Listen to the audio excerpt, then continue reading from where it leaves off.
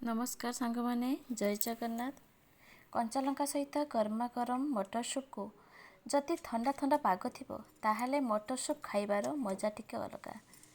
प्रथमे कंचा लंका पियाज धनिया पत्र को छोट छोट कर काटी नहीं तापर प्रेसर रे मटर आउ गोटे आलू दे ताकू भल भाव सिझे आनी। आलू को प्रथमे आमे चकटी नबा तापर से सिझी रखि मटर को देदबा। एथिरे पानी टिके अधिक रखिबे जहाँफल मटर सूप खाइबा को भल लागिबो। आ मटर सूप को सब गरम गरम ही खाइबे बहुत टेस्टी लागिबो। आ काटी रखिथिबा कंचा लंका पियाज धनिया पत्र को एथिरे देदबा। बीट लूण जीरा गुंड अल्प टिके लंका गुंड चाट मसला आउ लेंबू रस को सेथिरे देई ताकू भल भाव आमे गोळेई नेबा। एथिरे आपणक पसंद अनुसार काकुड़ी और टमाटो को आप छोट छोट कर काटी दे पारिबे नहले एमिति सिंपल भी बनै पारिबे बहुत टेस्टी लागिबो।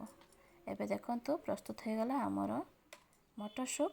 ठंडा ठंडा पागरे मटर सूप क्या बा भल न लगे। वीडियोटी पसंद आसतिले निहाती भाव चैनल को सब्सक्राइब करेंगे लाइक करेंगे। रहिली नमस्कार जय जगन्नाथ।